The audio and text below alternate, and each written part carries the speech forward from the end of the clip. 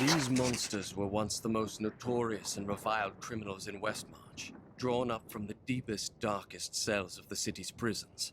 Each was worse than the last. Heartless murderers who had butchered countless men, women, and children. In death, Malthael birthed them in forms that matched their twisted, callous souls, creating perfect instruments of slaughter. The executioners have earned their name.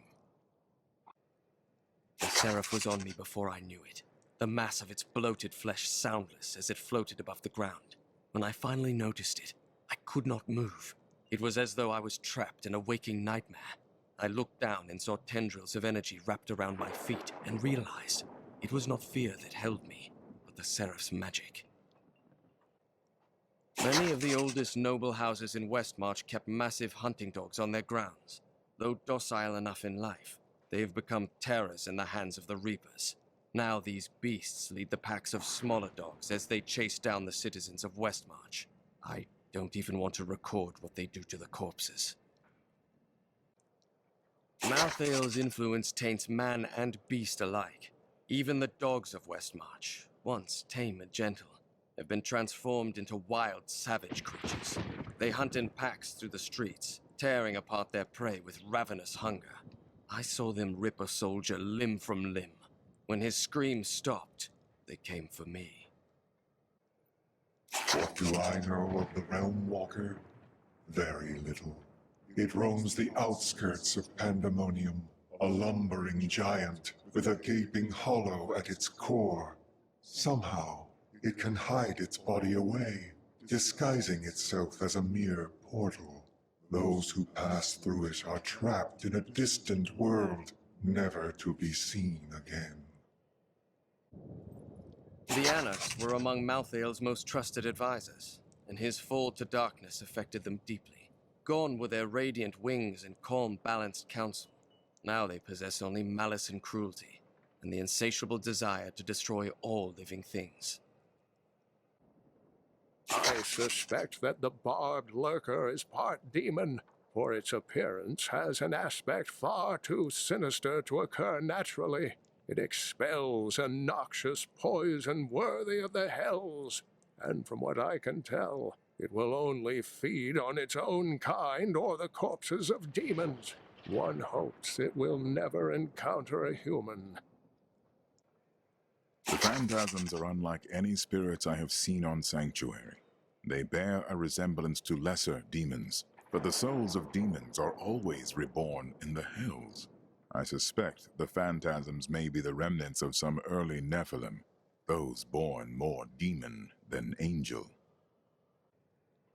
Before Malthael turned, his sages of wisdom occasionally reached an exceptional level of knowledge that granted them the title of Exarch. These esteemed followers would guard the Chalice of Wisdom when Malthael was away, and they were the last to leave after their master disappeared from the high heavens. I have always wondered how much Adria relied on Diablo's power instead of her own. Based on her blood golems, her magic is very strong. These flesh gorgers are raised from earth, stone, and demon blood, and they are driven to feast on humans so they may resemble us more closely. Let's hope they don't succeed. Adria birthed these golems from the blood marsh. Their bodies were formed from the water and earth of the marsh itself, while the venom of the marsh creatures gave them life. Their very skin seems to burst with the poison of this land. About. The flesh shaman was created from the blood of the witch Adria. Because of that, the shaman is able to use magic as she does, channeling the power of blood and fire. Luckily, Adria only has so much blood to shed, and not for much longer. Pandemonium is a harsh realm, and its inhabitants must be resourceful to survive, but none more so than the scavengers, who armor themselves in the very rocks beneath their feet. They may appear as mighty giants to their foes, but a few hard strikes will reveal that their true form is much smaller. I had half a mind to explore the ancient ruins outside Westmarch, and then I realized they were crawling with dreadful scarabs. Of course, these creatures do not frighten me, but they make my research much too time-consuming, and I am widely known for my efficiency, am I not? Not all of the hazards of Pandemonium lie above ground.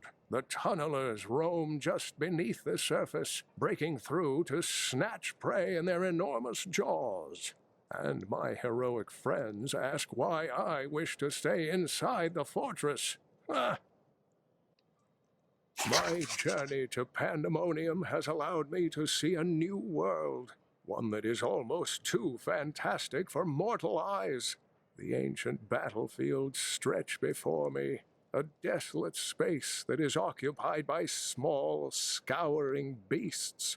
They search the lands endlessly, thriving off the magic that lingers from battles long past. Pandemonium is a vast, chaotic realm, and many demons remain scattered throughout it. In particular, the war-scarred marauders were unwilling to return to the Hells, and they have taken to pillaging the remaining angelic outposts in the battlefields. They may not be the most powerful of their kind, but they are clever and insidious, and no strangers to war. The Ravagers were among the most fearsome soldiers of Hell. Having grown accustomed to the taste of war, they remained in Pandemonium long after the last siege of the fortress ended. Now, they regard the realm as their own and terrorize any angels who venture onto the battlefields.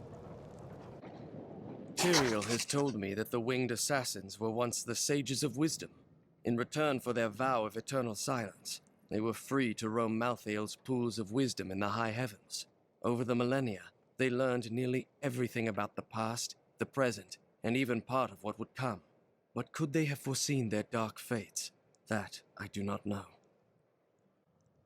I have found many references to the beasts of Pandemonium in Cain's old writings. He journeyed there 20 years ago to help a band of heroes seal away the prime evils, and his discoveries appear to have shaken him deeply. Sometimes he would stare outside the fortress walls, and winged beasts would appear, calling his name.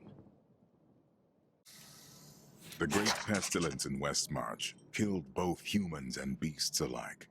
The panicked survivors then threw the corpses of both into the plague tunnels. Now the Reaper's presence has revived many of those interred there, with the bones of beasts rising again as skeletal crawlers, driven to kill the living.